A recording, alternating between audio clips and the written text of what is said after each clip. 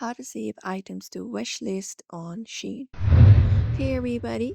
If you'd like to save an item to your Shein wish list, you may follow up the steps. So first of all, head over to the Shein application on your device or the website, and you can just go ahead and find the product that you would like to add to your wish list. So let me just go ahead and look out for product. For example, this hoodie right here.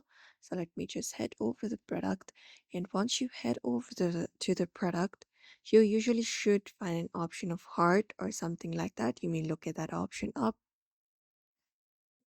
It is usually located in the bottom left corner right before add to cart option. Tap on it, and that item will be added to wish list right there.